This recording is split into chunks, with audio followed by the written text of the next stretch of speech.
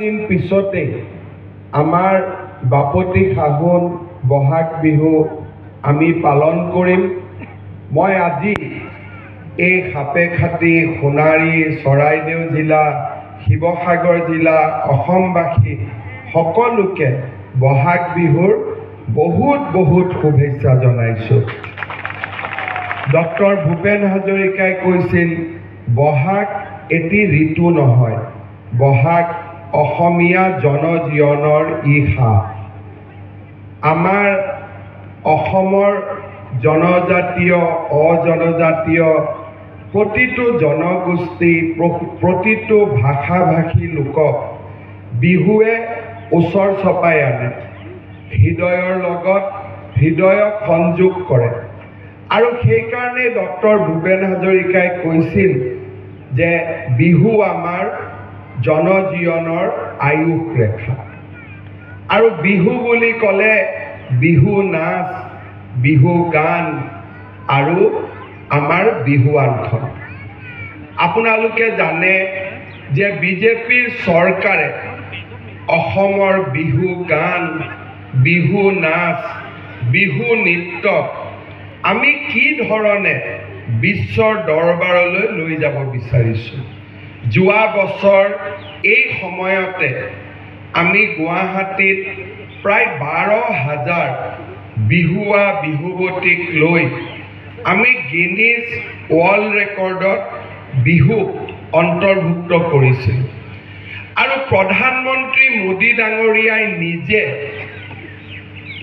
ডিঙিত বিহুৱান লৈ আমাৰ বিহুৱা বিহুৱতীসকলক উৎসাহ প্ৰদান কৰিছিলে। আৰু সেই দৃশ্য অকল অসমতে নহয়, সমগ্ৰ পৃথিৱীতে এই দৃশ্য প্ৰচাৰ হৈছিল। আমেৰিকাৰ পেপাৰ, চাইনাৰ পেপাৰ, কোনো বাতৰি কাকত বাকী নাছিল য'ত সেই বিহুৰ মনোৰম দৃশ্য প্ৰদৰ্শিত হোৱা নাছিল। এতিয়া আমি লাহে লাহে চেষ্টা কৰিছোঁ, গুৱাহাটীত আমি বিহু দেখালোঁ। এইবাৰ চেষ্টা কৰিম যাতে আমি দিল্লীতো 25,000 বিহুৱা বিহুৱতী লৈ আমাৰ বাপতি সাহোন বিহু আমি দেখুৱাব পাৰোঁ। ৰাজ্য চৰকাৰে আজিকালি বিহুৱানখনো আমি শিপিনীসকলৰ পৰা ক্ৰয় কৰোঁ। আগতে অসমৰ বাহিৰৰ পৰা পাৱাৰ লুমত বনোৱা বিহুৱানবিলাক আহিছিল আৰু আমাৰ অসমীয়া শিপিনীয়ে বিহুৱানৰ দাম নাপাইছিল। যোৱা 2 বছৰ আমি নিৰন্তৰ প্ৰচেষ্টা কৰি অসমৰ বিহুৱান যাতে বাহিৰৰ পৰা নাহে তাৰ আমি ব্যৱস্থা কৰিলোঁ। আজি অসমীয়া শিপিনী আমি বিহুৱানখনত উপযুক্ত মূল্য দিয়াৰ বাবে প্ৰচেষ্টা কৰিলোঁ। কেইটামান দিন আগতে অসমৰ বিহুৱান, অসমৰ বিভিন্ন সামগ্ৰী আমি GI ইণ্ডিকেটিভ যিটো চাৰ্টিফিকেট তাকো আমি পাব পাৰিলোঁ। আৰু আপোনালোকে এটা কথা মনত পেলাওক, আমাৰ বিহুৱানখন যদি কোনোবাই দিল্লীত লৈ থাকে, আমেৰিকাত লৈ থাকে, লণ্ডনত লৈ থাকে, আমাৰ মনটো কিমান ভাল লাগে। আপোনালোকে প্ৰধানমন্ত্ৰী মোদীক চাব, মোদী ডাঙৰীয়া য'তেই যায়, আজিও আছাম ট্ৰিবিউন দৈনিক অসমত তেওঁৰ ইণ্টাৰভিউ ওলাইছে আৰু আপোনালোকে দেখিব ডিঙিত তেওঁ বিহুৱানখন লৈ আছে। আগতেওতো ভাৰতৰ প্ৰধানমন্ত্ৰী আছিলে, জৱাহৰলাল নেহেৰু আছিলে, ইন্দিৰা গান্ধী আছিলে, লাল বাহাদুৰ শাস্ত্ৰী আছিলে, আমাৰ মনমোহন সিং অসমৰ পৰা জিকি প্ৰধানমন্ত্ৰী হৈছিলে, নৰসিম্হা ৰাও আছিলে। কিন্তু কোনো ভাৰতৰ প্ৰধানমন্ত্ৰী আপোনালোকে অসমত আহিলে বিহুৱানখন দিলে পিন্ধে, কিন্তু অসম পাৰ হৈ যোৱাৰ পিছত কোনেও বিহুৱানখন মনত নাৰাখে।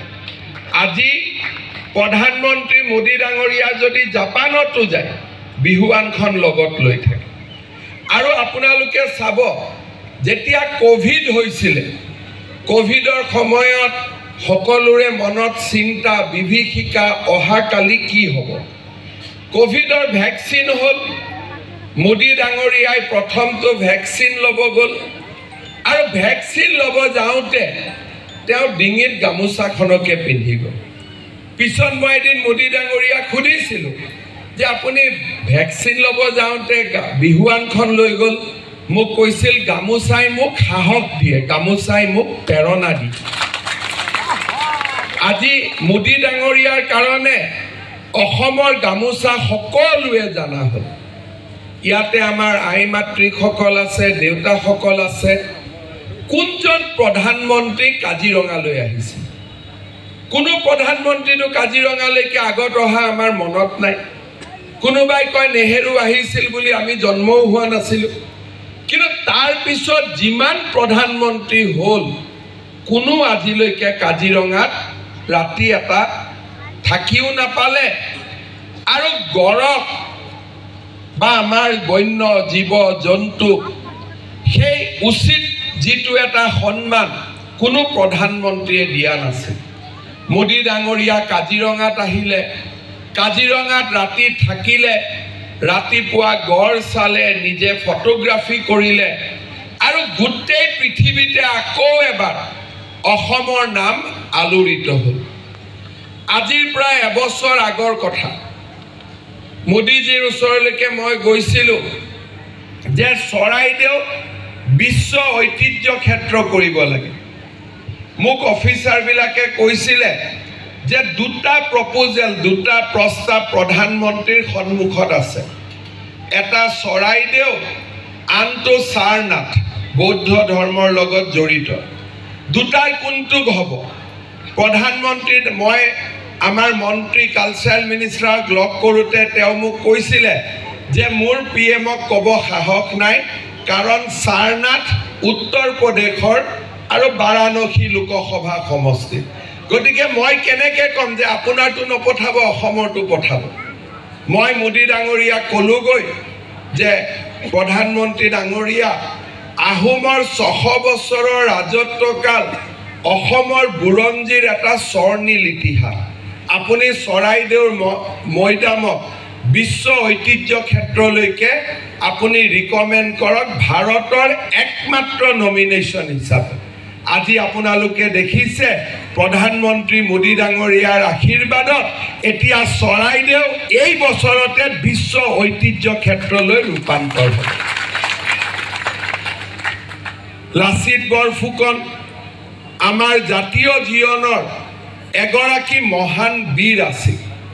ধুবুৰীৰ পৰা শদিয়ালৈকে লাচিতক সকলোৱে জানিছিল, কিন্তু মাৰাঠী মানুহ